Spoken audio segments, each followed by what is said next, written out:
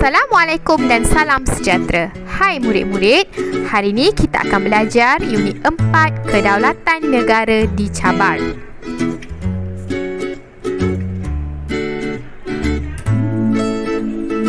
Pada akhir PDPR ini, anda dapat menyatakan istilah campur tangan, penjajahan dan naungan menyenaraikan kuasa asing yang campur tangan dan menjajah di negara kita, menyatakan kepentingan jati diri yang tinggi dalam kalangan generasi muda.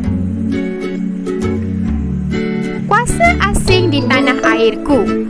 Tahukah anda bahawa negara kita pernah dijajah dan diduduki oleh beberapa kuasa asing pada suatu ketika dahulu? Kuasa asing yang pernah datang ke negara kita ialah Siam, Portugis, Belanda, British, Jepun. Kelima-lima kuasa asing ini pernah melakukan naungan, campur tangan dan penjajahan untuk mencapai matlamat masing-masing. Kenapa kuasa asing ni berminat dengan negara kita? Kerana negara kita ini pertama mempunyai kedudukan yang strategik. Negara kita mempunyai kekayaan hasil bumi seperti emas, biji timah dan banyak lagi.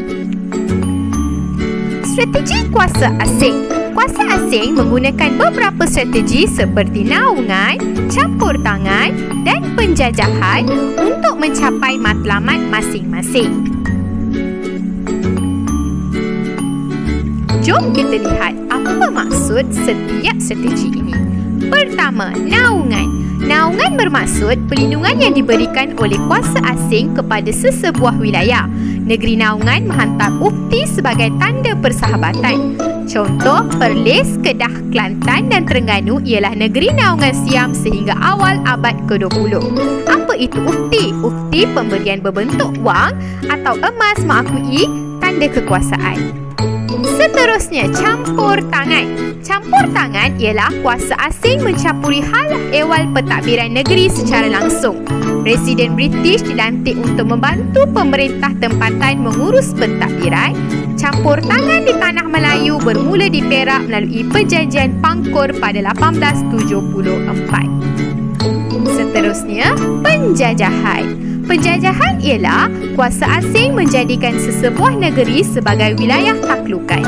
Kuasa asing menguasai dan mengawal untuk kepentingan politik, ekonomi dan sosial. Penjajahan pertama telah dilakukan oleh Portugis di Melaka, James Brooke di Sarawak dan SBUB di Sabah. Tahukah anda bahawa kedaulatan negara tergugat akibat campur tangan dan penjajahan kuasa asing? Banyak perubahan yang dilakukan oleh kuasa asing untuk kepentingan mereka. Ternyata di sini kedatangan kuasa asing akan merugikan penduduk tempatan. Baiklah murid-murid, untuk tugasan hari ini, berdasarkan maklumat berkaitan naungan, campur tangan dan penjajahan, bina satu peta pokok seperti contoh yang ditunjukkan. Salin peta tersebut dalam buku nota sejarah anda dan hantar dalam grup Telegram beserta nama anda. Murid-murid boleh merujuk buku teks muka surat 47. Sekian, terima kasih. Selamat menyiapkan tugasan anda.